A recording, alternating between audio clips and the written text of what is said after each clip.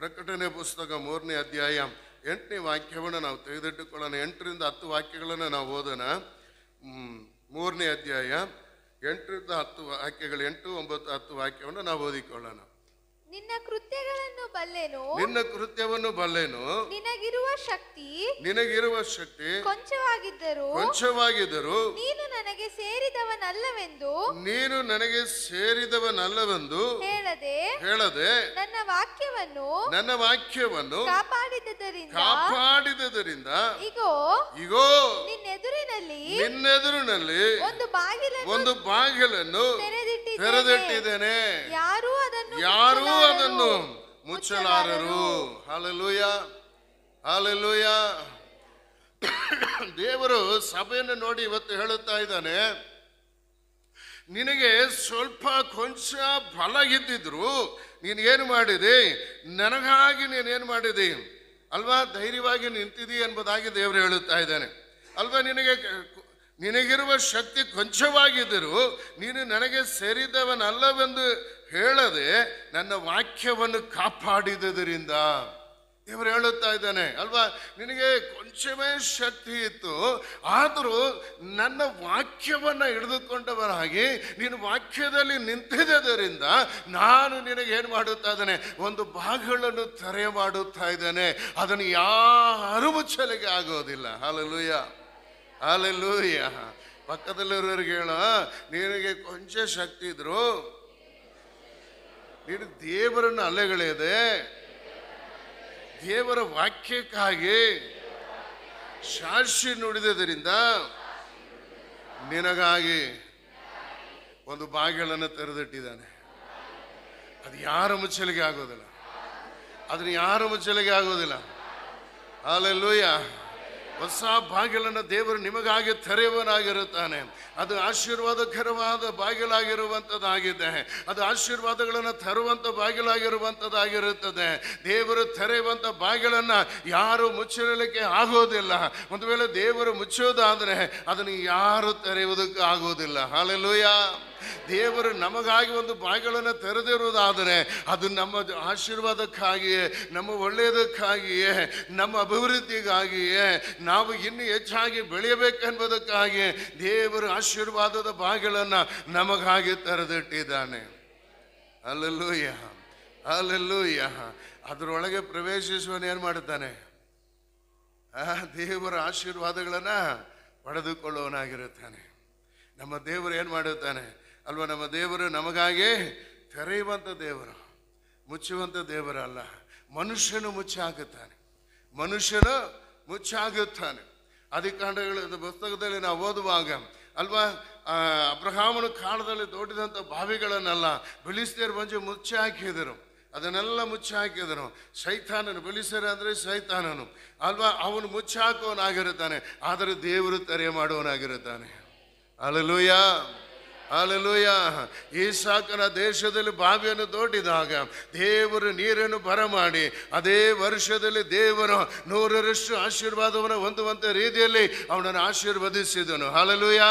ವಿರೋಧಗಳು ಬಂದರೂ ಕೂಡ ಅವನ ಅಭಿವೃದ್ಧಿ ಹೊಂದುವುದಕ್ಕಾಗಿ ದೇವರು ರೆಹೋಬೋತನ ಅವನಿಗಾಗಿ ಉಂಟು ಮಾಡಿದನು. ಮನುಷ್ಯನು ಮುಚ್ಚುವಂಥ ಬಾಗಿಲು ಅದು ಏನಾಗಿರುತ್ತದೆ, ಒಂದು ವೇಳೆ ನಮಗೆ ವ್ಯಸನವನ್ನು ಉಂಟು ಮಾಡಿದರೂ ಕೂಡ ದೇವರು ನಮಗಾಗಿ, ನಾವು ಅಭಿವೃದ್ಧಿ ಹೊಂದುವುದಕ್ಕಾಗಿ ರೆಹೋಬೋತನ ತೆರೆಯ ಮಾಡಿ ಶತ್ರುಗಳು ಹೊಟ್ಟೆಗಿಚ್ಚು ಬಿಡುವಂಥ ರೀತಿಯಲ್ಲಿ, ಶತ್ರುಗಳು ನಮ್ಮೊಂದಿಗೆ ಅನ್ಯೋನ್ಯತೆಯಲ್ಲಿ ಸಮಾಧಾನವಾಗುವಂಥ ರೀತಿಯಲ್ಲಿ ದೇವರು ನಮಗಾಗಿ ಬಾಗಿಲನ್ನು ತೆರೆಯುವನಾಗಿರುತ್ತಾನೆ. ಹಲ್ಲೆಲೂಯ. ಆದ್ದರಿಂದ ಶತ್ರು ಮುಚ್ಚಾಕಿದ್ದಾನೆ. ಅಯ್ಯೋ ನನ್ನ ಆಶೀರ್ವಾದಗಳನ್ನು ಅವನು ಕಡಿಸಿದನು, ಅಯ್ಯೋ ನನ್ನ ಆಶೀರ್ವಾದಗಳು ಬರದಂತೆ ಇವನು ತಡೆ ಮಾಡಿದನು, ಅವನು ತಡೆ ಮಾಡಿದನು ಎಂಬುದಾಗಿ ನಾವು ಹೇಳಿಕೊಳ್ಳೋದು ಬೇಕಾಗಿಲ್ಲ. ದೇವರು ನಿಮಗಾಗಿ ಒಂದು ರೆಹೋಬೋತನ ತೆರೆ ಮಾಡುವನಾಗಿರುತ್ತಾನೆ. ನೀನು ಅಭಿವೃದ್ಧಿ ಹೊಂದುವುದಕ್ಕಾಗಿ, ನೀನು ಆಶೀರ್ವದಿಸಲ್ಪಡುವುದಕ್ಕಾಗಿ, ಯಾರು ನಿನ್ನನ್ನು ಬೇಡವಂತ ತಲ್ಲಿ ಓಡಿಸಿದಿರೋ ಅವರೇ ನಿನ್ನ ಬಳಿಗೆ ಬರುವಂಥ ರೀತಿಯಲ್ಲಿ ಆಶೀರ್ವಾದದ ಬಾಗಿಲನ್ನು ದೇವರು ನಿಮಗಾಗಿ ವರ್ಷದಲ್ಲಿ ತೆರೆಯ ಮಾಡಿ ನಿನ್ನನ್ನು ಆಶೀರ್ವದಿಸಿ ಮೇಲಕ್ಕೆ ಎತ್ತವನಾಗಿರುತ್ತಾನೆ.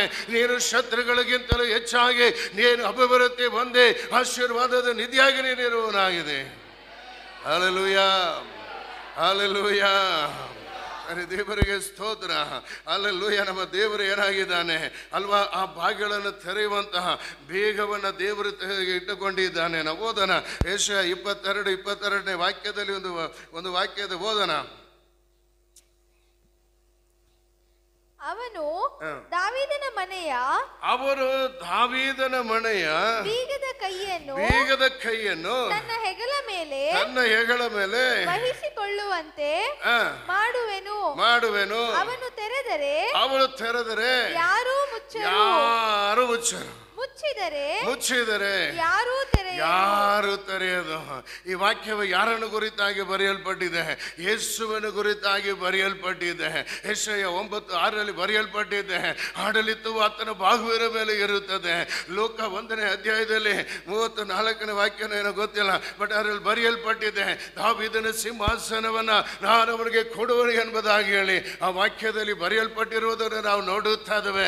ಕಾರಣ ದಾವೀದನಿಗೆ ಈ ಲೋಕದಲ್ಲಿ, ಈ ಪ್ರಪಂಚದಲ್ಲಿ, ಇದೇ ಲೋಕದಲ್ಲಿ, ಇದೇ ರಾಜ್ಯದಲ್ಲಿ, ಲೋಕದ ರಾಜ್ಯದಲ್ಲಿ ಅವನು ಆಳ್ವಿಕೆ ಮಾಡುವುದಕ್ಕಾಗಿ ಅವನ ಕೈಯಲ್ಲಿ ಒಂದು ಬೀಗದ ಕೈ ಕೊಡಲ್ಪಟ್ಟಿತ್ತು. ಅಧಿಕಾರ ಎನ್ನುವಂತ ಬೀಗದ ಕೈ ಕೊಡಲ್ಪಟ್ಟಿತ್ತು. ದೇವರು ಅವನಿಗಾಗಿ ಬಾಗಿಲನ್ನು ತೆರೆದನು. ಇದುವರೆಗೂ ಅದನ್ನು ಯಾರು ಮುಚ್ಚಲಿಗೆ ಆಗಲಿಲ್ಲ. ಹಲ್ಲೆಲೂಯಾ.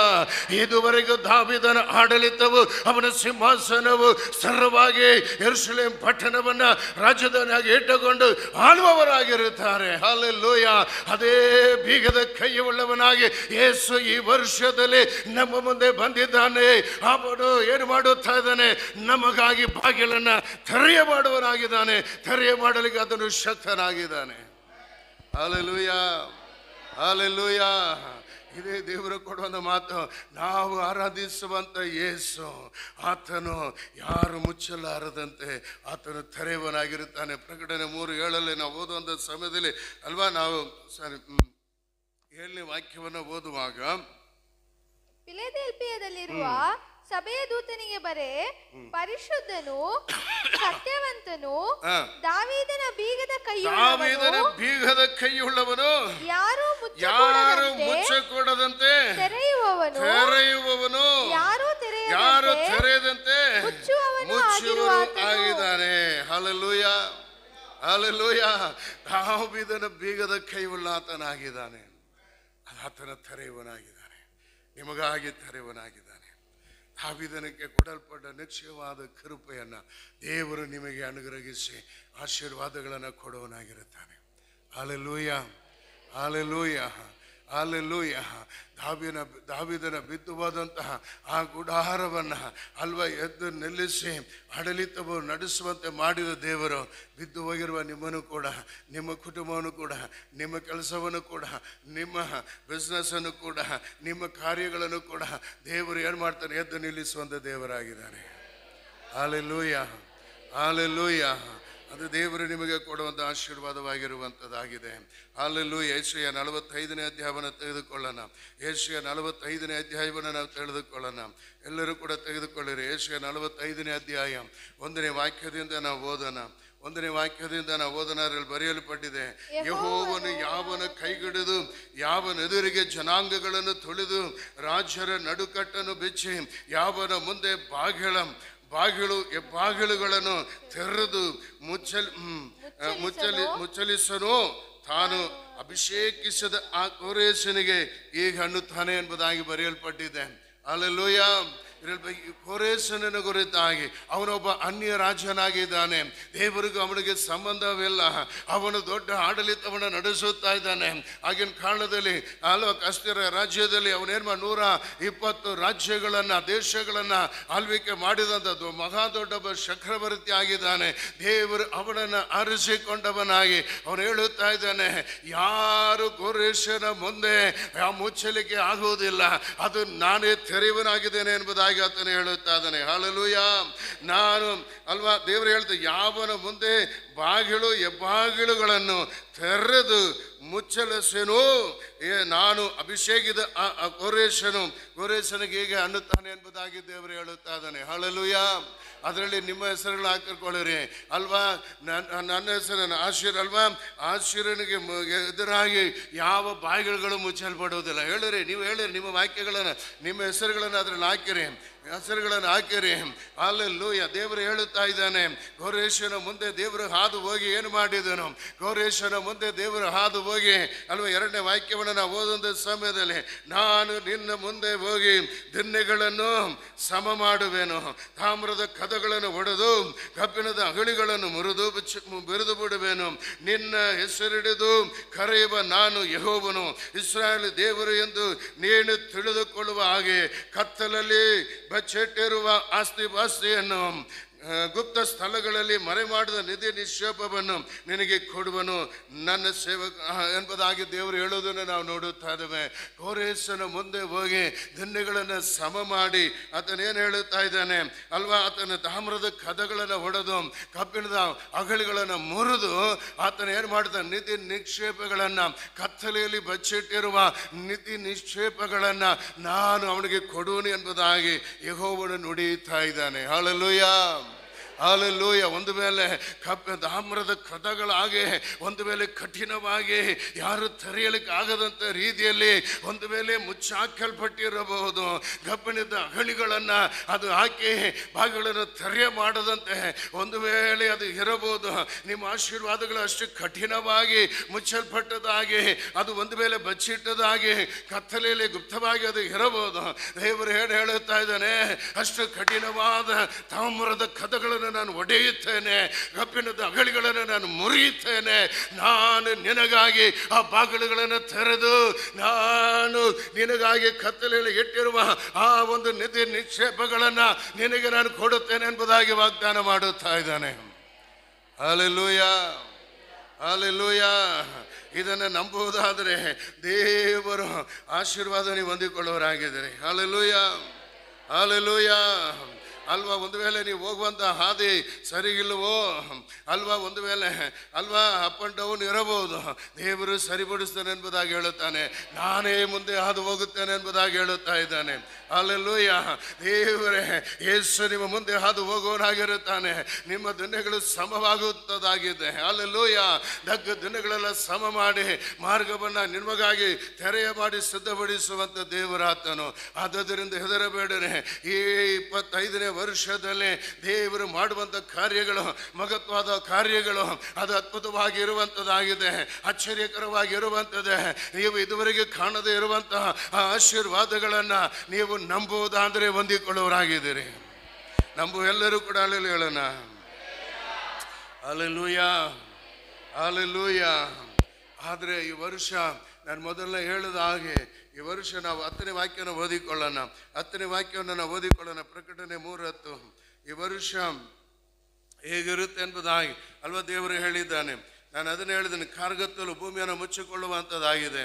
ಹಲ್ಲೆಲೂಯಾ. ಆದರೂ ದೇವರು ಒಂದು ವಾಗ್ದಾನವನ್ನು ನಮಗೆ ಕೊಡುವನಾಗಿರುತ್ತಾನೆ. 10ನೇ ವಾಕ್ಯವನ್ನು ನಾವು ಓದಿಕೊಳ್ಳೋಣ. ನೀನು ನನ್ನ ಸಹನ ವಾಕ್ಯವನ್ನು ಕಾಪಾಡಿದ್ದರಿಂದ ಭೂನಿವಾಸಿಗಳನ್ನು ಪರೀಕ್ಷಿಸುವುದಕ್ಕಾಗಿ ಲೋಕದ ಮೇಲೆಲ್ಲ ಬರುವುದಕ್ಕಿರುವ ಶೋಧನೆಯ ಸಮಯದಲ್ಲಿ ನಿನ್ನನ್ನು ತಪ್ಪಿಸಿ ಕಾಪಾಡುವೆನು.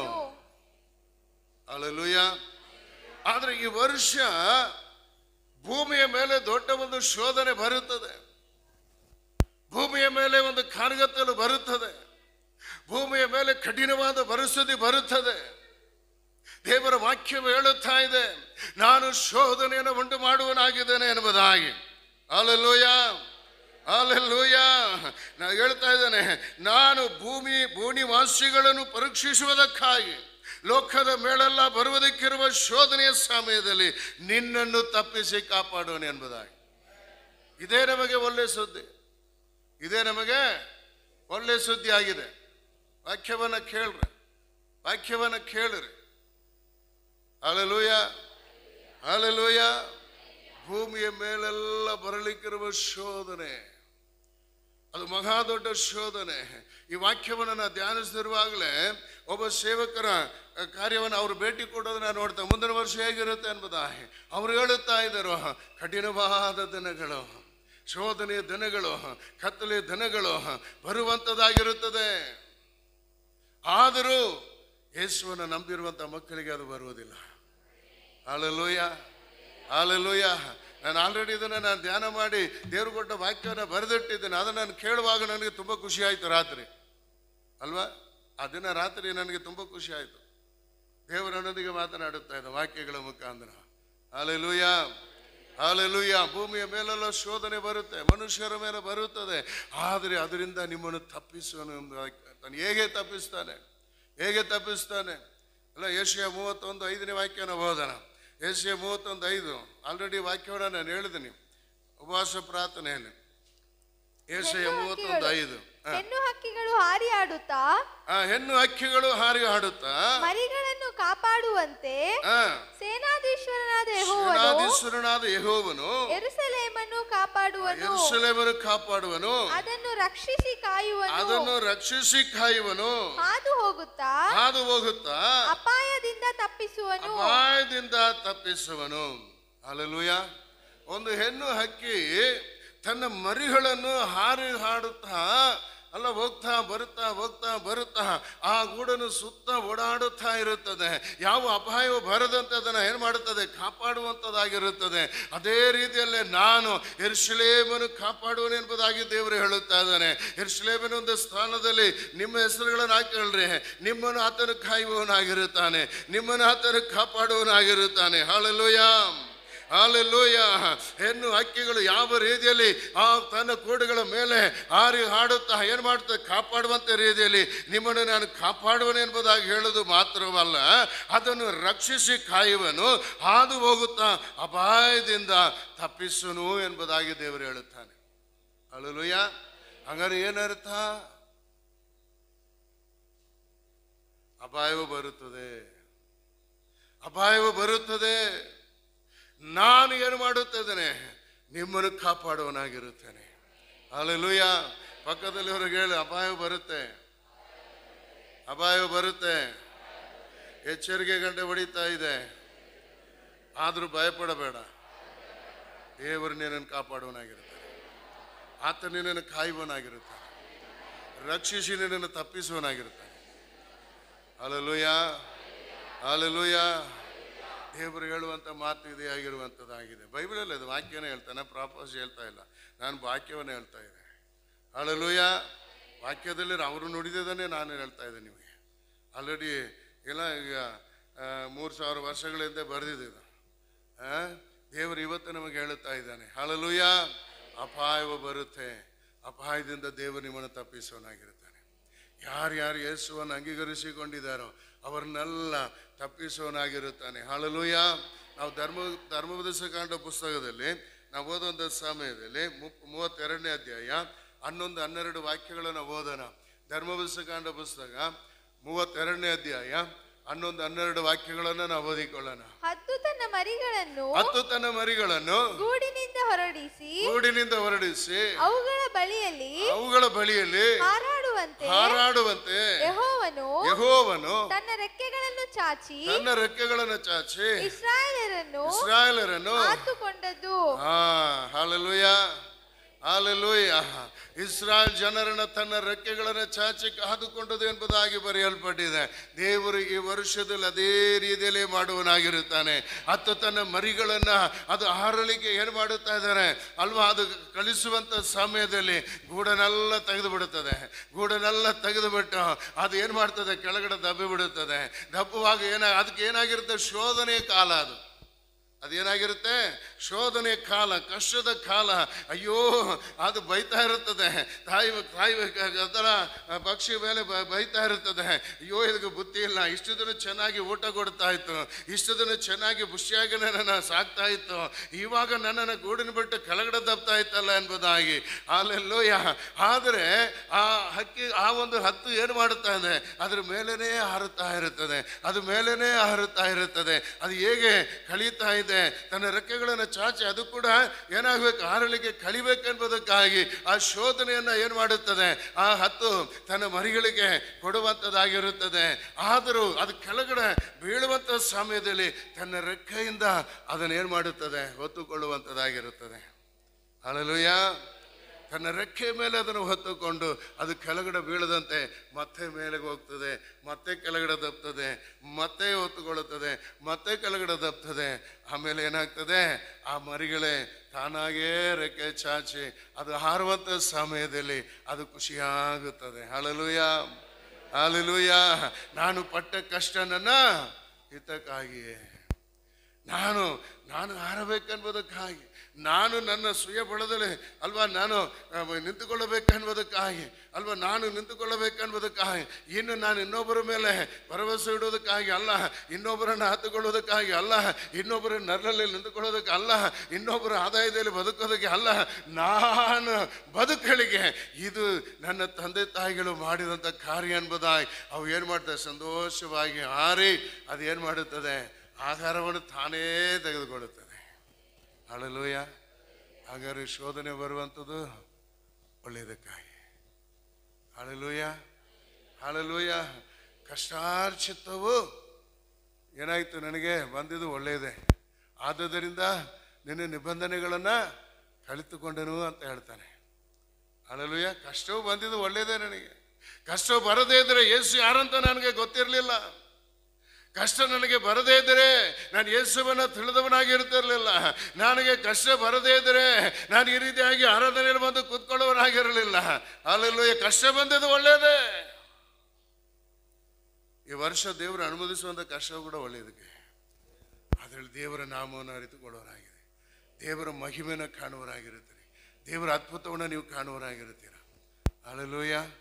ಕಷ್ಟಗಳ ಮಧ್ಯದಲ್ಲಿ, ಸಮಸ್ಯೆಗಳ ಮಧ್ಯದಲ್ಲಿ, ಹೋರಾಟಗಳ ಮಧ್ಯದಲ್ಲಿ, ಆಪತ್ತುಗಳ ಮಧ್ಯದಲ್ಲಿ ದೇವರು ನಮ್ಮನ್ನು ಯಾವ ರೀತಿಯಲ್ಲಿ ಕಾಪಾಡುತ್ತಾನೆ, ರಕ್ಷಿಸುತ್ತಾನೆ ಎಂಬುದಾಗಿ ನಾವು ಸಾಕ್ಷಿ ನೀಡುವವರಾಗಿರುತ್ತೇವೆ.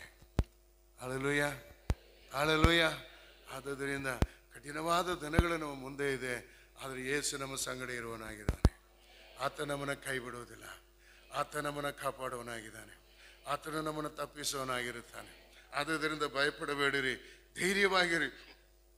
ನಾವೇನು ಮಾಡಬೇಕು, ಆತನ ರೆಕ್ಕೆ ಮರೆಯನ್ನು ಆಶ್ರಯಿಸಿಕೊಳ್ಳಬೇಕು. 91ನೇ ಕೀರ್ತನೆ 4ನೇ ವಾಕ್ಯ ಏನು ಹೇಳುತ್ತಾ ಇದೆ ಅಲ್ವಾ? ಆತನ ರೆಕ್ಕೆಯನ್ನು, ಆತನು ನಿನ್ನನ್ನು ತನ್ನ ರೆಕ್ಕೆಗಳಿಂದ ಒದಗಿಸುವನು. ನೋಡಿರಿ, ಆತನು ತನ್ನ ರೆಕ್ಕೆಗಳಿಂದ ನಿನ್ನನ್ನು ಒದಗಿಸುವನು, ಆತನ ಪಕ್ಕೆಯನ್ನು ನೀನು ಆಶ್ರಯಿಸಿಕೊಳ್ಳುವಿ. ಹಂಗಂದ್ರೆ ಏನು ಮಾಡಬೇಕು ನಾವು? ಆತನು ತನ್ನ ರೆಕ್ಕೆಯಿಂದ ನಿಮ್ಮನ್ನು ಮುಚ್ಚಿ ಕಾಪಾಡಲಿಕ್ಕೆ ಸಿದ್ಧನಾಗಿದ್ದಾನೆ. ಆದರೆ ನೀನು ಬಕ್ಕೆಯನ್ನು ಆಶ್ರಯಿಸಿಕೊಳ್ಳಬೇಕು. ಆ ರೆಕ್ಕೆ ಒಳಗೆ ಓಡಿ ಬಂದ ಆ ಬಕ್ಕೆಗಳನ್ನು ಅಂಟಿಕೊಳ್ಳಬೇಕು. ಆವಾಗ ನೀನು ಕಾಪಾಡಲ್ಪಡುತ್ತೆ. ಆಪತ್ತು ಬರುತ್ತೆ ಅಂತ ಎಚ್ಚರಿಸಿದ್ರು ಕೂಡ ನೀನು ಅದನ್ನು ಅಲಕ್ಷ್ಯಪಡಿಸಿದರೆ, ಅದು ಯಾರಿಗೋ ಬರುತ್ತೆ ಎಂಬುದಾಗಿ ನೀವು ಅಂದುಕೊಂಡ್ರೆ ಅಲ್ವಾ, ಕೋಳಿ ಏನಾಗುತ್ತೆ, ಎಚ್ಚರಿಕೆ ಕೊಡುತ್ತೆ. ಆಹಾರ ಸಿಕ್ಕಿದ್ರೆ ಒಂಥರ ಸೌಂಡ್ ಕೊಡುತ್ತೆ, ಆಪತ್ತು ಬಂದರೆ ಒಂಥರ ಸೌಂಡ್ ಕೊಡುತ್ತೆ. ಆಪತ್ತು ಬರುವಾಗ ಆ ಶಬ್ದವನ್ನು ಕೇಳಿ ಓಡಿ ಆ ಕೋಳಿಯ ರೆಕ್ಕೆ ಮರೆಯಲ್ಲಿ ಆ ಬಕ್ಕೆ ಒಳಗೆ ಅದು ಆಶ್ರಯಿಸಿಕೊಳ್ಳುವಾಗ ಅದು ಭದ್ರವಾಗಿ ವೈರಿಗಳಿಂದ ತಪ್ಪಿಸಲ್ಪಡುತ್ತದೆ. ಇಲ್ಲವಾದರೆ ನಾಶನವು ತೆಗೆದುಕೊಂಡು ಹೋಗುವ. ಅದಕ್ಕೆ ಹೇಳ್ತಾ ಇದ್ದೇನೆ, ನಾನು ರೆಕ್ಕೆಯಿಂದ ನಿನ್ನನ್ನು ಒದಿಸಲಿಕ್ಕೆ ಸಿದ್ಧನಾಗಿದ್ದೇನೆ, ನೀನು ನನ್ನ ಆಶ್ರಯದೊಳಗೆ ಬರುತ್ತೀಯಾ? ದೇವರು ಅದನ್ನೇ ಕೇಳುತ್ತಾ ಇದ್ದಾನೆ. Hallelujah, hallelujah. ಇನ್ನೊಂದು ವಾಕ್ಯನು ಕೂಡ ಹೇಳ್ತೀನಿ ನಿಮಗೆ. ಯೆಹೆಜ್ಕೇಲನ ಪುಸ್ತಕ 9ನೇ ಅಧ್ಯಾಯ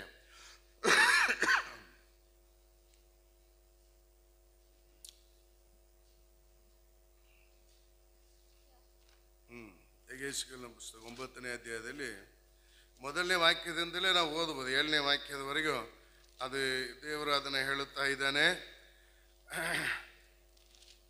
9ನೇ ಅಧ್ಯಾಯದಲ್ಲಿ ನಮಗೆಲ್ಲರೂ ಗೊತ್ತಿರುವಂಥ ವಾಕ್ಯವೇ ಅಲ್ವಾ? 9ನೇ ಅಧ್ಯಾಯ ಓದಮ್ಮ, 3, 4, 5, 6 ವಾಕ್ಯಗಳನ್ನು ಓದು. ಇಷ್ಟರಲ್ಲಿ ಇಸ್ರಾಯೇಲಿನ ದೇವರ ತೇಜಸ್ಸು ತನ್ನ ವಾಹನವಾದ ಕೆರೂಬಿಯನ್ನು ಬಿಟ್ಟು ಮೇಲಕ್ಕೇರಿ ಆಲಯದ ಹೊಸ್ತಿಲಿನ ಮೇಲ್ಗಡೆ ನಿಂತಿತು. ಆಗ ನಾರಿನ ಬಟ್ಟೆಯನ್ನು ಹೊದ್ದುಕೊಂಡು ಲೇಖಕನ ದೌತಿಯನ್ನು ನಡುವಿಗೆ ಕಟ್ಟಿಕೊಂಡಿರುವ ಪುರುಷನನ್ನು ಯೆಹೋವನು ಕೂಗಿ, ನೀನು ಯೆರೂಸಲೇಮ್ ಪಟ್ಟಣದಲ್ಲೆಲ್ಲ ನೀನು ಯೆರೂಸಲೇಮ್ ಪಟ್ಟಣವನ್ನೆಲ್ಲ ತಿರುಗಿ ಅದರೊಳಗೆ ನಡೆಯುವ ಸಮಸ್ತ ಅಸಹ್ಯ ಸಮಸ್ತ ಕಾರ್ಯಗಳಿಗಾಗಿ ಅಸಹ್ಯ ಕಾರ್ಯಗಳಿಗಾಗಿ ನರಳಿ ನರಳಿ ಗೋಳಾಡುತ್ತಿರುವ ಜನರ ಜನರ ಹಣೆಯ ಮೇಲೆ ಗುರುತು ಮಾಡು ಎಂದು ಅಪ್ಪಣೆ ಕೊಟ್ಟನು. ಮಿಕ್ಕವರಿಗೆ ನೀನು ಪಟ್ಟಣದಲ್ಲ ಇವನ ಹಿಂದೆ ತಿರುಗುತ್ತಾ ಹತಿಸಿರಿ, ಯಾರನ್ನು ಕಟಾಕ್ಷಿಸಿದಿರಿ, ಉಳಿಸದಿರಿ. ವೃದ್ಧ, ಯುವಕ, ಯುವತಿ, ಸ್ತ್ರೀ, ಬಾಲಕ ಸಕಲರನ್ನು ಸಂಹಾರ ಮಾಡಿಬಿಡಿರಿ. ಆದರೆ ಆ ಗುರುತುಳ್ಳವರಲ್ಲಿ ಯಾರನ್ನೂ ಮುಟ್ಟಬೇಡಿರಿ. ನನ್ನ ಆಲಯದಲ್ಲಿಯೇ ಪ್ರಾರಂಭ ಮಾಡಿರಿ ಎಂಬುದಾಗಿ ನನ್ನ ಆಲಯದಲ್ಲಿಯೇ ಪ್ರಾರಂಭ ಮಾಡಿರಿ ಎಂಬುದಾಗಿ ಅಪ್ಪಣೆ ಕೊಟ್ಟನು. ಎಲ್ಲಿ ನ್ಯಾಯ ತೀರ್ಪು ಬರುತ್ತದೆ? ಸಂಹಾರ ದೂತನು ಏನ್ ಮಾಡ್ತಾ ಇದ್ದಾನೆ? ಬರುತ್ತಾ ಇದ್ದಾನೆ. ಹೋಗು, ಪಟ್ಟಣದೊಳಗೆ ಹೋಗು, ಅದನ್ನ ನೀನು ಆಲಯದಿಂದಲೇ ಪ್ರಾರಂಭಿಸು, ನನ್ನ ಆಲಯದಿಂದಲೇ ಪ್ರಾರಂಭಿಸು ಅಂತ ಹೇಳುತ್ತಾ ಇದ್ದಾನೆ. ಆದರೆ ದೇಶದೊಳಗೆ ಪಟ್ಟಣದಲ್ಲ, ಯೆರೂಸಲೇಮ್ ಪಟ್ಟಣದಲ್ಲ ತಿರುಗಿ ಅದರೊಳಗೆ ನಡೆಯುವ ಸಮಸ್ತ ಅಸಹ್ಯ ಕಾರ್ಯಗಳಿಗಾಗಿ ನರಳಿ ಗೋಲಾಡುತ್ತಾ ಇರುವ ಹಣೆಯ ಮೇಲೆ ನೀನು ಗುರುತನ್ನು ಹಾಕಂತ ಹೇಳುತ್ತಾ ಇದ್ದಾನೆ. ನೀನು ದೇವರ ಮಗಳು ಎನ್ನುವಂತ ಗುರುತು ನಿನ್ನ ಹಣೆಯ ಮೇಲೆ ಹಾಕಲ್ಪಡುವಾಗ ನೀನು ಬರುವಂತ ಆಪತ್ತಿನಿಂದ ನೀನು ತಪ್ಪಿಸಲ್ಪಡುವನಾಗಿದೆ. ದೇವರಿಂದ ಬರುವಂತ ಆಪತ್ತಿನಿಂದ, ಶೋಧನೆಯಿಂದ ನೀನು ತಪ್ಪಿಸಲ್ಪಡುವನಾಗಿದೆ. ನೀನು ಅಲಕ್ಷ್ಯ ಪಡಿಸೋದಾದರೆ, ನೀನು ಹೊಂದಿರುವಂತ ರಕ್ಷಣೆಯನ್ನು ಕಾಪಾಡಿಕೊಳ್ಳದೆ, ಪ್ರಾರ್ಥನೆ ಮಾಡದೆ, ದೇವರ ವಾಕ್ಯವನ್ನ ಓದದೆ, ಸರಿಯಾಗಿ ನೀನು ದೇವರ ಆಲಯಕ್ಕೆ ಬರದೇ ಇದ್ರೆ ನಿನ್ನ ಹಣೆಯ ಮೇಲೆ ಆ ಗುರುತು ಇರುವುದಿಲ್ಲ. ಆಲಯದಿಂದಲೇ ಪ್ರಾರಂಭವಾಗುತ್ತದೆ. ಸಂಹಾರ ದೂತನು ಸಂಹರಿಸೋನಾಗಿರುತ್ತಾನೆ. ಹಲ್ಲೆಲೂಯ. ಅಂದುಕೊಳ್ಳಬಹುದು ನೀವು, ಪಾಸ್ಟರ್ ಒಳ್ಳೆ ಒಳ್ಳೆ ವಾಕ್ಯ ಹೇಳ್ತಾರಂದ್ರೆ ಎಚ್ಚರಿಸ್ತಾ ಇದ್ದಾನೆ, ಭಯಪಡಿಸ್ತಾ ಇದ್ದಾನಂತ. ಭಯಪಡಿಸಿದ್ರೇ ನಾವೇನಾಗಿರುತ್ತೇವೆ? ಪ್ರಾರ್ಥನೆ ಮಾಡುತ್ತೇವೆ, ಆಲಯಕ್ಕೆ ಸರಿಯಾಗಿ ನಾವು ಬರುತ್ತೇವೆ, ವಾಕ್ಯಗಳನ್ನು ಓದುತ್ತೇವೆ. ಹಲ್ಲೆಲೂಯ. ಪ್ರಾರ್ಥನೆ ಮಾಡಬೇಕು. ದೇಶದಲ್ಲಿ ನಡೆಯುವಂಥ ಅಸಹ್ಯ ಕಾರ್ಯಗಳನ್ನು ಕೇಳುವಾಗ, ನೋಡುವಾಗ ಯಾರಿಗೂ ಆಗಿತ್ತು, ನನಗಿಲ್ಲ, ನನ್ನ ಕುಟುಂಬಕ್ಕಲ್ಲ, ನನ್ನ ಮಕ್ಕಳಿಗೆಲ್ಲ ಅಲ್ವಾ, ನನಗಿಲ್ಲ ಎಂಬುದಾಗಿ ನೀವು ಸುಮ್ಮನೆ ಇರುವುದಾದರೆ ನ್ಯಾಯ ತೀರ್ಪು ನಮ್ಮ ಸಭೆಯಿಂದಲೇ ಪ್ರಾರಂಭವಾಗುತ್ತದೆ. ಯಾರ್ಯಾರು ಪ್ರಾರ್ಥನೆ ಮಾಡುತ್ತಾ ಇಲ್ಲವೋ, ಅದಕ್ಕಾಗಿ ವ್ಯದೆಪಟ್ಟು ಅಳುತ್ತಾ ಇಲ್ಲವೋ, ಅದಕ್ಕಾಗಿ ದುಃಖಪಟ್ಟು ದೇವರ ಸನ್ನಿಧಿಯಲ್ಲಿ ನೀವು ಗೋಲಾಡುತ್ತಾ ಇಲ್ಲವೋ, ಅವರ ಮನೆಯಿಂದಲೇ ಅದು ಪ್ರಾರಂಭವಾಗುತ್ತದೆ. ಹಲ್ಲೆಲೂಯ. ದೇವರು ಕಾಪಾಡುತ್ತಾನೆ. ಅದಕ್ಕೆ ಎಚ್ಚರಿಸ್ತಾ ಇದ್ದಾನೆ, ಬಾ ನನ್ನ ರೆಕ್ಕೆ ಒಳಗೆ ಬಂದ್ಬಿಡು, ನನ್ನ ಆಶ್ರಯದೊಳಗೆ ಬಂದ್ಬಿಡು. ಭಕ್ತನ ದಾವೀದನು ಹೇಳುತ್ತಾ ಇದ್ದಾನೆ, ಏನಂತ ಹೇಳುತ್ತಾನೆ? 57ನೇ ಕೀರ್ತನೆ 1ನೇ ವಾಕ್ಯದಲ್ಲಿ ಏನ್ ಬರೆಯಲ್ಪಟ್ಟಿದೆ? ಆಪತ್ತುಗಳು ಕಳೆದು ಹೋಗುವ ತನಕ ನಿನ್ನ ರೆಕ್ಕೆಯನ್ನು ನಾನು ಆಶ್ರಯಿಸಿಕೊಳ್ಳುತ್ತೇನೆ ಎಂಬುದಾಗಿ. ಹಲ್ಲೆಲೂಯ. ಆಪತ್ತುಗಳು ಕಳೆದು ಬರುತ್ತದೆ, ಅದು ಕಳೆದು ಹೋಗುವ ತನಕ ದೇವರ ರೆಕ್ಕೆ ನೀನು ಆಶ್ರಯಿಸಿಕೊಳ್ಳಿರಿ. ಜ್ಞಾನೋಕ್ತಿಗಳು 18:10 ಹೇಳುತ್ತಾ ಇದೆ, ಏನಂತ? ಯೆಹೋವನ ನಾವು ಬಲವಾದ ಭರವಸೆ, ಶಿಷ್ಯನು ಅದರೊಳಗೆ ಓಡಿ ಹೋಗಿ ಭದ್ರವಾಗಿರೋನು. ಗೊತ್ತು ವಾಕ್ಯ. ಓಡಿ ಹೋಗ್ತಾ ಇದೀವ? ಯೇಸುವಿನ ನಾಮದೊಳಗೆ ಓಡಿ ಬರುತ್ತಾ ಇದೀವ? ಕಷ್ಟವಾಗ್ತಾ ಇದೆಯಾ? ಆಲಯಕ್ಕೆ ಬರಕ್ಕೆ, ಪ್ರಾರ್ಥನೆ ಮಾಡಲಿಗೆ, ವಾಕ್ಯ ಓದಲಿಗೆ ಕಷ್ಟವಾಗ್ತಾ ಇದೆಯಾ? ತಪ್ಪಿಸಿಕೊಳ್ಳಲಿಕ್ಕೆ ಸಾಧ್ಯ ಇಲ್ಲ. Hallelujah, hallelujah. ಆದ್ದರಿಂದ ನಾವೇನು ಮಾಡೋಣ ಅಲ್ವಾ? ಈ ವರ್ಷ ದೇವರು ನಮ್ಮನ್ನೇನು ಮಾಡುತ್ತಾ ಇದ್ದಾನೆ? ಹಲ್ಲೆಲೂಯ. ಆಶೀರ್ವದಿಸಲಿಕ್ಕೆ ಇಷ್ಟಪಡುವನಾಗಿದ್ದಾನೆ, ಆಶೀರ್ವದಿಸಲಿಕ್ಕೆ ಇಷ್ಟಪಡುವನಾಗಿದ್ದಾನೆ. ತೆರೆದ ಬಾಗಿಲನ್ನು ದೇವರು ಕೊಡುವನಾಗಿರುತ್ತಾನೆ. ಸ್ವಾರ್ಥ ಬಾಗಿಲನ್ನು ದೇವರು 3ನೇ ಅಧ್ಯಾಯ 9ನೇ ವಾಕ್ಯ ಓದೋಣ. 3ನೇ ಅಧ್ಯಾಯ 9ನೇ ವಾಕ್ಯ, ಇದು ಪ್ರಕಟಣೆ. ಬೇಗ ಬೇಗ ಹೋಗೋಣ, ಟೈಮ್ ಆಗ್ತಾ ಇದೆ ಅಲ್ವಾ? ನಾನು ನಿನಗೆ ಅನುಗ್ರಹಿಸುವುದೇನೆಂದರೆ, ತಾವು ಯಹೂದ್ಯರೆಂದು ಸುಳ್ಳಾಗಿ ಕೊಚ್ಚಿಕೊಳ್ಳುವ ಸೈತಾನನ ಸಮಾಜದವರಲ್ಲಿ ಕೆಲವರು ಬಂದು ನಿನ್ನ ಪಾದಗಳಿಗೆ ಬೀಳುವಂತೆ ನಿನ್ನನ್ನು ನಾನು ಪ್ರೀತಿಸಿದ್ದನ್ನು ತಿಳ್ಕೊಳ್ಳುವಂತೆಯೂ ಮಾಡುವೆನು. ಹಲ್ಲೆಲೂಯ. ದೇವರು ಏನ್ ಮಾಡ್ತಾನೆ? ಅನ್ಯ ಜನರನ್ನ ಅಲ್ವಾ, ದೇವರು ನಿನ್ನ ಪಾದಕ್ಕೆ ಬರುವಂತೆ ನಾನು ಮಾಡುತ್ತೇನೆ ಎಂಬುದಾಗಿ ಹೇಳುತ್ತಾನೆ. Hallelujah, hallelujah. ವಾಕ್ಯವನ್ನ ಗ್ರಹಿಸಿಕೊಳ್ಳ್ರಿ. ಹಲ್ಲೆಲೂಯ. ಅನೇಕರು ಹುಡುಕೊಂಡು ಬರುತ್ತಾರೆ ಈ ವರ್ಷ, ಅನೇಕರು ಹುಡುಕೊಂಡು ಬರುತ್ತಾರೆ. ಆ ರೀತಿಯಾಗಿ ತೆರೆದ ಬಾಗಿಲನ್ನು ದೇವರು ನಮಗಾಗಿ ಇಟ್ಟಿದ್ದಾನೆ. ಅಪೊಸ್ತಲ ಕೃತ್ಯಗಳು 14:27 ಓದೋಣ. ಅಪೊಸ್ತಲ ಕೃತ್ಯಗಳು 14:27.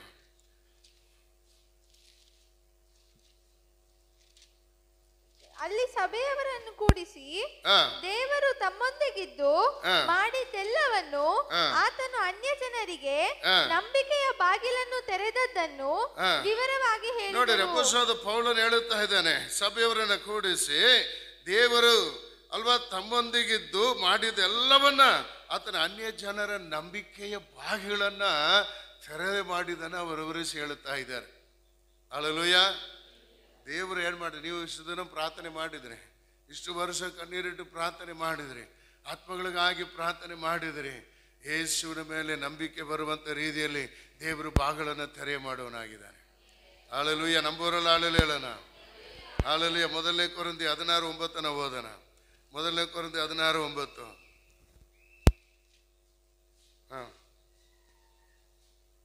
ಯಾಕೆಂದರೆ ಕಾರ್ಯಕ್ಕೆ ಅನುಕೂಲವಾದ ಮಹಾ ಸಂದರ್ಭವು ನನಗುಂಟು ಮತ್ತು ವಿರೋಧಿಗಳು ಬಹಳ ಮಂದಿ ಇದ್ದಾರೆ ಎಂಬುದಾಗಿ. ಅದು ಈ ರೀತಿಯಾಗಿ ಬರೆಯಲ್ಪಟ್ಟಿದೆ ಅಲ್ವಾ ನನಗೆ.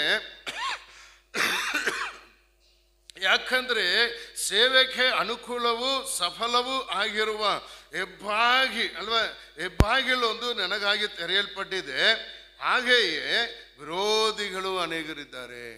ಸ್ವಾರ್ಥಕ್ಕೆ ಅನುಕೂಲವಾದ ಸಫಲವಾಗುವಂಥ ಬಾಗಿಲನ್ನು ದೇವರು ತೆರೆದಿಟ್ಟಿದ್ದಾನೆ. ಈ ನಮ್ಗೆ ಕನ್ನಡದಲ್ಲಿ ಸ್ವಲ್ಪ ಬೇರೆ ಟ್ರಾನ್ಸ್ಲೇಷನಲ್ಲಿ ನಾನು ಓದಿದಂತೆ ಇದೆ.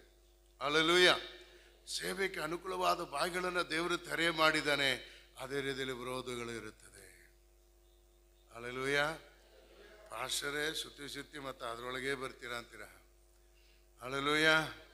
ಉಪದ್ರವ ಇದ್ರೇ ನಾವು ಬೆಳೆಯೋಕ್ಕೆ ಸಾಧ್ಯ. ವಿರೋಧಗಳು ಇದ್ರೇ ನಾವು ಪ್ರಾರ್ಥನೆ ಮಾಡುತ್ತೇವೆ. ವಿರೋಧಗಳು ಇಲ್ಲದೇ ಇದ್ರೆ ನಾವು ಪ್ರಾರ್ಥನೆ ಮಾಡಲ್ಲ. ಹಲ್ಲೆಲೂಯ. ಅಪೊಸ್ತಲನಾದ ಪೌಲನು ಹೇಳ್ತಾನೆ, ನಮಗೆ ತೆರೆಯಲ್ಪಟ್ಟಿದೆ ಎಂಬುದಾಗಿ. ಅದೇ ರೀತಿಯಾಗಿ ದೇವರು ಏನು ಮಾಡ್ತಾನೆ ಅಲ್ವಾ, ದೇವರು ಬಾಗಿಲನ್ನು ಮುಚ್ಚುವನಾಗಿರುತ್ತಾನೆ. ಕೆಲವೊಂದು ಬಾಗಿಲನ್ನು ಮುಚ್ಚುವನಾಗಿರುತ್ತಾನೆ ಅಲ್ವಾ. ಸರ್, ಯೆರಿಕೋ ಬಾಗಿಲನ್ನು ನಾನು ಇದನ್ನು ಹೇಳಿ ನಾನು ಮುಗಿಸ್ತೇನೆ. ಯೆಹೋಶುವ 6ನೇ ಅಧ್ಯಾಯ 1ನೇ ವಾಕ್ಯವನ್ನು ನಾವು ಓದುವಾಗ, ಯೆರಿಕೋ ಕೋಟೆ ಬಾಗಿಲು ಏನಾಗಿತ್ತು, ಮುಚ್ಚಲ್ಪಟ್ಟಿತ್ತು. ಹೊರಗಡೆಯಿಂದ ಒಳಗೆ ಯಾರು ಹೋಗೋಕ್ಕಾಗಲ್ಲ, ಒಳಗಿಂದ ಹೊರಗಡೆ ಯಾರು ಬರೋಕ್ಕಾಗಲ್ಲ, ಹೊರಗಡೆನೂ ಹೋಗೋಕ್ಕಾಗಲ್ಲ, ಒಳಗೇನೂ ಹೋಗೋಕ್ಕಾಗಲ್ಲ. ಈ ರೀತಿಯಾಗಿ ಮುಚ್ಚಲ್ಪಟ್ಟ ಬಾಗಿಲನ್ನು ದೇವರು ತೆರೆ ಮಾಡಿದನು. Hallelujah, hallelujah. ಹಂಗಾರೆ ದೇವರು ಮುಚ್ಚಲ್ಪಟ್ಟಿರೋ ಬಾಗಿಲನ್ನು ತೆರೆ ಮಾಡಬೇಕಂದ್ರೆ ಇಸ್ರಾಯೇಲ್ ಜನರು ಏನು ಮಾಡಿದರು, 6 ದಿನಗಳು ಆ ಒಂದು ಯೆರಿಕೋ ಕೋಟೆಯನ್ನ ಒಂದು ಸಾರಿ ಸುತ್ತಿ ಬಂದು ದೇವರನ್ನ ಸ್ತುತಿಸಿದರು. 7ನೇ ದಿನ 7 ಸಾರಿ ಸುತ್ತಿ ಬಂದು ಅವರು ಮಹಾಧ್ವನಿಯಿಂದ ದೇವರನ್ನ ಸ್ತುತಿಸಿದಾಗ ಯೆರಿಕೋ ಕೋಟೆ ಬಿದ್ದು ಹೋಯ್ತು. ಈ ವರ್ಷ ದೇವರ ಬಾಗಿಲನ್ನ ತೆರೆ ಮಾಡಬೇಕಾದ್ರೆ, ಈ ವರ್ಷ ನಿಮ್ಮ ಜೀವಿತದಲ್ಲಿ ಆಶೀರ್ವಾದದ ಬಾಗಿಲು ತೆರೆಯಲ್ಪಡಬೇಕಾದ್ರೆ, ಈ ವರ್ಷ ನಿಮ್ಮ ಕುಟುಂಬದಲ್ಲಿ ಆರೋಗ್ಯಕರವಾದ ಬಾಗಿಲು ತೆರೆಯಲ್ಪಡಬೇಕಾದ್ರೆ, ದೇವರು ನಿಮಗೆ ಹೊಸ ಬಾಗಿಲನ್ನು ತೆರೆಯಬೇಕಾದರೆ, ಮುಚ್ಚಲ್ಪಟ್ಟಿರುವ ಕಠಿಣವಾದ ಆ ಬಾಗಿಲುಗಳು ತೆರೆಯಲ್ಪಡಬೇಕಾದರೆ ನೀವು ದೇವರನ್ನೇ ಹೆಚ್ಚಾಗಿ ಸ್ತುತಿಸಬೇಕು. ಹಲ್ಲೆಲೂಯ. ನೀವು ಎಷ್ಟು ಸ್ತುತಿಸುತ್ತೀರೋ ಅಷ್ಟು ಏನಾಗುತ್ತದೆ, ಬಾಗಿಲುಗಳು ತೆರೆಯಲ್ಪಡುತ್ತಾ ಇರುತ್ತದೆ. ಅಪೊಸ್ತಲನಾದ ಪೌಲನು ಶೀಲ ಏನು ಮಾಡಿದರು ನಮಗೆಲ್ಲ ಗೊತ್ತಿದೆ. ಸೆರೆಮನಿಯಲ್ಲಿ ಅವ್ರು ಏನು ಮಾಡಿದರು, ಪ್ರಾರ್ಥನೆ ಮಾಡಿ ದೇವರನ್ನ ಮಧ್ಯರಾತ್ರಿಯಲ್ಲಿ ಸ್ತುತಿಸಿದ್ರು. ಯಾವಾಗ ಹೇಳಿದ್ರೆ, ಯಾವಾಗ? ಸುಳ್ಳು ಹೇಳ್ತೀರ ಭಾಷೆ. ಅದು ಬೆಳಗ್ಗೆ ಎದ್ದು ಅವರು ಆರಾಧನೆ ಮಾಡಿರ್ಬೋದು, ಬೆಳಗ್ಗೆ 10 ಗಂಟೆಗೆ ಅವ್ರು ಮಾಡಿರ್ಬೋದು. ನೀವು ಮಧ್ಯರಾತ್ರಿ ಅಂತ ಹೇಳ್ತೀರ. ಯಾವಾಗ ಮಾಡಿದ್ರು? ಮಧ್ಯರಾತ್ರಿಯಲ್ಲಿ ಎದ್ದು ಪ್ರಾರ್ಥನೆ ಮಾಡಿ ದೇವರನ್ನ ಸ್ತುತಿಸಿದ್ರು. ಅವರ ಬಂಧನಗಳು ಬಿಚ್ಚಲ್ಪಟ್ಟಿತ್ತು, ಸೆರೆಮನೆ ಬಾಗಿಲುಗಳು ತೆರೆಯಲ್ಪಟ್ಟಿತ್ತು.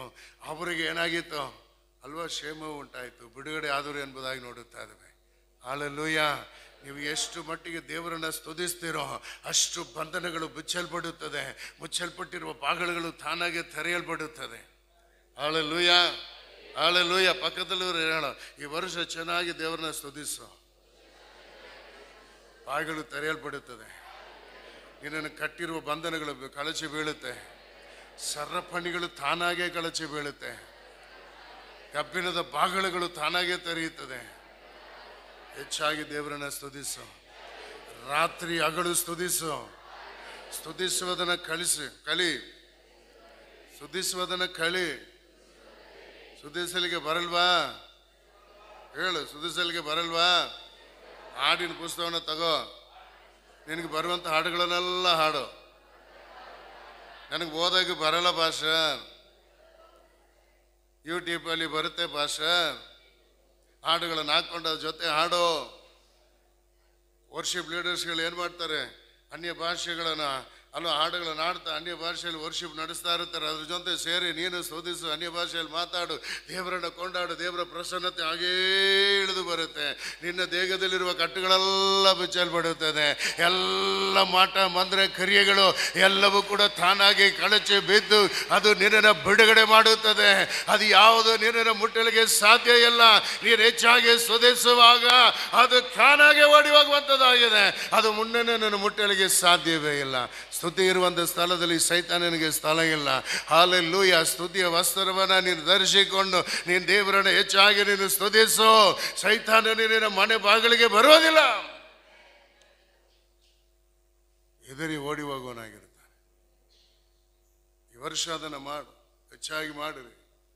Hallelujah, hallelujah. ದೇವರಿಗೆ ಸ್ತೋತ್ರ. ಇನ್ನೊಂದು ಬಾಗಿಲನ್ನ ರಾಜನಾದ ಹೆರೋದನ ಏನು ಮಾಡ್ದ? ಮುಚ್ಚಿದ ಅಲ್ವಾ? ಅಪೊಸ್ತಲನಾದ ಯಾಕೋಬನನ್ನ ಅವನೇನು ಮಾಡಿದನು? ಸಾಯಿಸಿದನು. ಅವರಿಗೆಲ್ಲ ಒಳ್ಳೇದಾಯ್ಕೊಂಡಿದ್ದ ಯಹೂದ್ಯರಿಗೆ.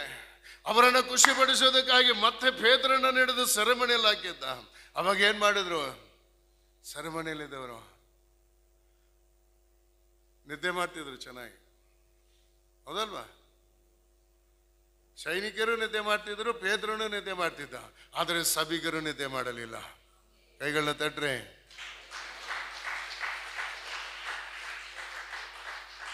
ಸೇವಕರು ಮಲಗಿದ್ರು, ಸಭೆ ಮಲಗಬಾರದು, ಎಚ್ಚರವಾಗಿರಬೇಕು. ನಿಮ್ಮ ಪ್ರಾರ್ಥನೆ ಸೇವಕರನ್ನ ತಟ್ಟಿ ಎಬ್ಬಿಸ್ತದೆ. ನಿಮ್ಮ ಪ್ರಾರ್ಥನೆ ಬಂಧನದಲ್ಲಿರುವ ಸೇವಕರನ್ನು ಬಿಡುಗಡೆ ಮಾಡುತ್ತದೆ. ಎಷ್ಟು ಭಯಂಕರವಾದ ಬಂಧನಗಳಲ್ಲಿದ್ದರೂ ಕೂಡ ಪರವಾಗಿಲ್ಲ, ಅದು ಎಷ್ಟು ಭಯಂಕರವಾದ ಕಾವಲುಗಳಲ್ಲಿದ್ದರೂ ಪರವಾಗಿಲ್ಲ, ತಾನಾಗೇ ತೆರೆಯಲ್ಪಡುತ್ತದೆ. ಸೇವಕರು ಬಿಡುಗಡೆಯೊಂದಿಗೆ ಸೇವೆ ಮಾಡುವರಾಗಿರುತ್ತಾರೆ. ಹಲ್ಲೆಲೂಯಾ. ಆದರೆ ಸಭೆ ಎಚ್ಚರವಾಗಿರಬೇಕು, ನಿದ್ದೆ ಮಾಡಬಾರದು. ಹಲ್ಲೆಲೂಯಾ. ಇವಾಗೆಲ್ಲ ಉಲ್ಟಾ ಆಗಿದೆ. ಸಭೆ ನಿದ್ದೆ ಮಾಡುತ್ತಾ ಇದೆ, ಸೇವಕರು ಎಚ್ಚರವಾಗಿರ್ತಾರೆ. ಸೇವಕರು ಎಚ್ಚರವಾಗಿ ಇದ್ದು ಕಾಯಿಲೆ ಬಂದು ಅವ್ರಿಗೆ ಹಾರ್ಟ್ ಅಟ್ಯಾಕ್ ಬಂದು ಕಿಡ್ನಿ ಫೇಲ್ಯೂರ್ ಆಗಿ ಬೇಗ ಪರಲೋಕ ಹೋಗ್ಬಿಡ್ತಾರೆ. ಹಲ್ಲೆಲೂಯಾ. ಸಭೆ ಏನು ಮಾಡಬೇಕು? ಎಚ್ಚರವಾಗಿತ್ತು ಪ್ರಾರ್ಥನೆ ಮಾಡಬೇಕು. ಸಭೆ ಎಚ್ಚರವಾಗಿತ್ತು ಪ್ರಾರ್ಥನೆ ಮಾಡುವಾಗ ಬಾಗಿಲುಗಳು ತೆರೆಯಲ್ಪಡುತ್ತದೆ. ಮುಚ್ಚಲ್ಪಟ್ಟ ಬಾಗಿಲುಗಳು ತೆರೆಯಲ್ಪಡುತ್ತದೆ. ಮುಚ್ಚಲ್ಪಟ್ಟ ಸ್ವಾರ್ಥ ಬಾಗಿಲು ತೆರೆಯಲ್ಪಡುತ್ತದೆ.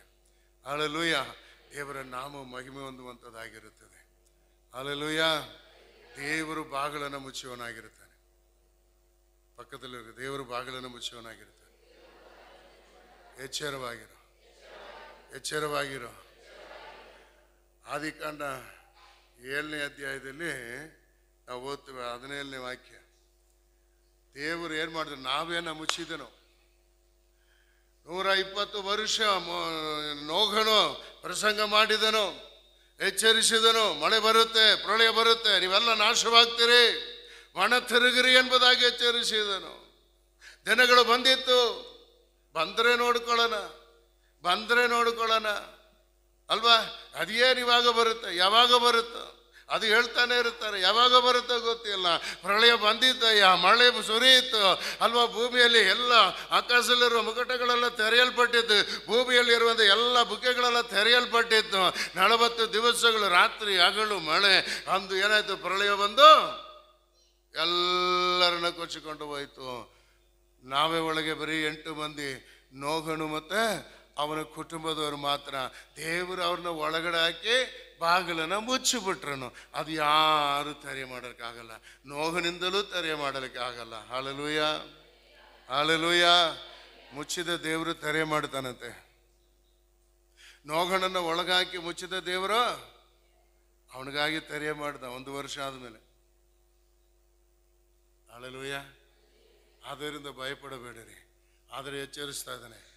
ಯೇಸು ಬೇಗನೆ ಬರುತ್ತಾ ಇದ್ದಾನೆ. ಯೇಸು ಬೇಗನೆ ಬರುವನಾಗಿದ್ದಾನೆ. ಯೇಸು ಬೇಗನೆ ಬರುತ್ತಾ ಇದ್ದಾನೆ ಎಂಬುದಾಗಿ ಹೇಳುತ್ತಾನೆ. ಮತ್ತೆ 25ನೇ ಅಧ್ಯಾಯದಲ್ಲಿ ನೀವು ಓದೊಂದು ಸಮಯದಲ್ಲಿ 10ರಿಂದ 12 ವಾಕ್ಯಗಳನ್ನು ಓದುವಾಗ, ಸಿದ್ಧವಾಗಿದ್ದ ಕನ್ನಿಗೆಯರು ಮೊದಲಿಂಗನೊಂದಿಗೆ ಒಳಗಡೆ ಪ್ರವೇಶ ಮಾಡಿದರು. ಬಾಗಿಲು ಮುಚ್ಚಲ್ಪಟ್ಟಿತ್ತು. ಸ್ವಾಮಿ ಸ್ವಾಮಿ ಸ್ವಾಮಿ ಸ್ವಾಮಿ ನಮಗೂ ತೆರೆ ಮಾಡ್ರಿ, ನೀವು ಯಾರೋ ನನಗೆ ಗೊತ್ತಿಲ್ಲ ಅಂತ ಹೇಳ್ತಾನೆ. ಇಲ್ಲ ಸ್ವಾಮಿ, ನಾನು ಗೆಟಬೆವನೇಜಿಯಲ್ಲಿ ನಾನು ವಾರ ಆರಾಧನೆ ಮಾಡುತ್ತಾ ಇದೆ, ವಾರ ವಾಕ್ಯ ಕೇಳುತ್ತಾ ಇದೆ, ತಪ್ಪದೇ ದಶಮಾಂಶ ಕೊಡುತ್ತಾ ಇದೆ, ತಪ್ಪದೇ ವಾಕ್ಯ ಕೊಡುತ್ತಾ ಇದೆ, ನೀನು ಯಾರೋ ನನಗೆ ಗೊತ್ತಿಲ್ಲ. ಬಾಗಿಲು ಮುಚ್ಚಲ್ಪಡುತ್ತದೆ. ಯೇಸು ಬರುತ್ತಾನೆ, ಬಾಗಿಲು ಮುಚ್ಚಲ್ಪಡುತ್ತದೆ, ಸಭೆ ಎತ್ತಲ್ಪಡುತ್ತದೆ. ಆಮೇಲೆ ಲಬ ಅಂತ ಬಡ್ಕೊಂಡ್ರೂ ತೆರೆಯಲ್ಪಡಲ್ಲ. ಹಲ್ಲೆಲೂಯ. ದೇವರು ಎಚ್ಚರಿಸುವನಾಗಿದ್ದಾನೆ. ಹಲ್ಲೆಲೂಯ. ಮುಚ್ಚಲ್ಪಡುವ ದೇವರು ಮುಚ್ಚಿದ್ರೆ ತೆರೆಯಲ್ಲ, ನಾಶನ. ಅದರಿಂದ ಎಚ್ಚರವಾಗಿರಿ, ಅದರಿಂದ ಎಚ್ಚರವಾಗಿರಿ. ಹಲ್ಲೆಲೂಯ. ಸರ್, ನಾವೆಲ್ಲ ಎದ್ದು ನಿಂತ್ಕೊಳ್ಳೋಣ.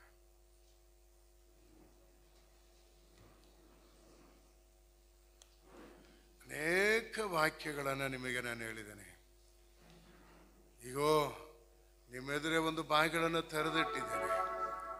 ಯಾರು ಅದನ್ನು ಮುಚ್ಚಲಿಕ್ಕೆ ಆಗೋದಿಲ್ಲ, ಯಾರು ಅದನ್ನು ಮುಚ್ಚಲಿಕ್ಕೆ ಆಗೋದಿಲ್ಲ, ಯಾರು ಅದನ್ನು ಮುಚ್ಚಲಿಕ್ಕೆ ಆಗೋದಿಲ್ಲ. ಆದರೆ ಅನೇಕ ಕಂಡೀಷನ್ಗಳಿದೆ, ಅನೇಕ ಕಾರ್ಯಗಳು ದೇವರು ನಮಗೆ ಹೇಳಿದ್ದಾನೆ. ಕಠಿಣವಾದ ದಿನಗಳನ್ನು ನಾವು ಹಾದು ಹೋಗಬೇಕಾಗಿದೆ. ಈ ವರ್ಷ ನೀವು ದೇವರನ್ನು ಹೆಚ್ಚಾಗಿ ಸ್ತುತಿಸಿರಿ, ಹೆಚ್ಚಾಗಿ ದೇವರೊಂದಿಗೆ ಅನ್ಯೋನ್ಯತೆಯಲ್ಲಿ ಇರಿರಿ, ಎಚ್ಚರವಾಗಿತ್ತು ದೇವರ ಭರಣಕ್ಕಾಗಿ ನೀವು ಕಾಯ್ತಾ ಇರಿರಿ. ದೇವರು ನಿಮಗಾಗಿ ಮುಂದೆ ಹೋಗಿ ತಗ್ಗದನೆಗಳನ್ನೆಲ್ಲ ಸರಿಪಡಿಸಿ, ತಾಮ್ರದ ಕದಗಳನ್ನು ಒಡೆದು, ಕಪ್ಪಣದ ಅಗಳಿಗಳನ್ನು ಮುರಿದು ನಿಮಗೆ ನಿಧಿ ನಿಕ್ಷೇಪಗಳನ್ನು ಕೊಡಲಿಕ್ಕೆ ಆತನು ಶಕ್ತನಾಗಿದ್ದಾನೆ. ದೇವರು ನಿಮ್ಮನ್ನು ಆಶೀರ್ವದಿಸಲಿಕ್ಕೆ ಸಿದ್ಧನಾಗಿದ್ದಾನೆ. ನೀವು ಸಂತೋಷ ಪಡುತ್ತೀರೋ ಅಥವಾ ದುಃಖ ಪಡುತ್ತೀರೋ ನನಗೆ ಗೊತ್ತಿಲ್ಲ. ಆದರೆ ದೇವರು ನಮ್ಮ ಮುಂದೆ ಒಂದು ತೆಗೆದು ಬಾಗಿಲನ್ನು ಇಟ್ಟಿದ್ದಾನೆ, ತೆರೆದ ಬಾಗಿಲನ್ನು ಇಟ್ಟಿದ್ದಾನೆ. ಅದರೊಳಗೆ ಇರುವ ಆಶೀರ್ವಾದಗಳನ್ನು, ಅದರ ಒಳಗೆ ಇರುವಂಥ ನಿಧಿ ನಿಕ್ಷೇಪಗಳನ್ನು ನಾವು ಹೊಂದಿಕೊಳ್ಳಬೇಕು, ನಾವು ಅದನ್ನು ಅನುಭವಿಸಬೇಕು. ಆಪತ್ತುಗಳು ಬರುತ್ತೆ, ಅಪಾಯ ಬರುತ್ತೆ ಅಂತ ಹೇಳಿದ್ರು ದೇವರನ್ನು ನಂಬಿ ಆತನಿಗಾಗಿ ನಿರೀಕ್ಷಿಸಿಕೊಂಡಿರುವವರು ತಪ್ಪಿಸಲ್ಪಡುತ್ತಾರೆ, ಅವರು ಕಾಪಾಡಲ್ಪಡುತ್ತಾರೆ. ಅವರು ದೇವರು ಸುರಕ್ಷಿತವಾಗಿ ಇಡುವನಾಗಿರುತ್ತಾನೆ. ಆದ್ದರಿಂದ ಒಪ್ಪಿಸಿಕೊಡೋಣ. ಯೇಸುವೇ, ಈ ವಾಕ್ಯ ನನ್ನ ಜೀವಿತದಲ್ಲಿ ನೆರವೇರಬೇಕು. ಇನ್ನು ಸರಿಯಾಗಿ ರಕ್ಷಣೆ ಒಳಗೆ ಬಂದಿಲ್ಲ ಅಂದರೆ ನಿಮ್ಮ ಜೀವಿತವನ್ನು ದೇವರಿಗೆ ಒಪ್ಪಿಸಿಕೊಡಿರಿ, ನಿಮ್ಮ ಜೀವಿತವನ್ನು ದೇವರಿಗೆ ಒಪ್ಪಿಸಿಕೊಡಿರಿ. ದೇವರು ನಿಮ್ಮನ್ನು ಆಶೀರ್ವದಿಸಲಿಕ್ಕೆ ಇಷ್ಟಪಡುವನಾಗಿದ್ದಾನೆ. Thank you Lord. Hallelujah, hallelujah, hallelujah, hallelujah, hallelujah. Amen, amen. ನಿನಗೆ ಕೊಂಚ ಶಕ್ತಿ ಇದ್ದರೂ ನನ್ನ ವಾಕ್ಯವನ್ನು ನೀನು ಅಲ್ಲಗಳೆದಿಲ್ಲ, ನನ್ನ ವಾಕ್ಯವನ್ನು ಕೈಕೊಂಡು ನೀನು ನಡೆದೆ, ನನ್ನ ನಾಮವನ್ನು ನೀನು ಅಲ್ಲಗಳೆದಿಲ್ಲ, ನನಗಾಗಿ ನೀನು ನಿಂತಿದ್ದರಿಂದ ಹಲ್ಲೆಲೂಯಾ. ಕೊಂಚ ಶಕ್ತಿಯಿಂದಲೇ ದೇವರು ಅನೇಕ ಆಶೀರ್ವಾದ ನಿನಗೆ ಕೊಡಲಿಕ್ಕೆ ಸಿದ್ಧನಾಗಿದ್ದಾನೆ. ಈ ವರ್ಷ ನಿನಗಾಗಿ ತೆರೆದಿದ್ದಾನೆ. ತೆರೆದು ಬಾಗಿಲನ್ನು ಹಲ್ಲೆಲೂಯಾ ನಾವು ಅನುಭವಿಸಬೇಕು, ನಾವು ಅನುಭವಿಸಬೇಕು. ದೇವರ ಆಶೀರ್ವಾದದ ಬಾಗಿಲನ್ನು ತೆರೆದಿಟ್ಟಿದ್ದಾನೆ. ನಾವು ಯೇಸುವನ್ನ ನಂಬಿ ಅದನ್ನು ಹೊಂದಿಕೊಳ್ಳೋಣ, ಅದನ್ನು ಅನುಭವಿಸೋಣ ಪ್ರಿಯವಾದವರೇ.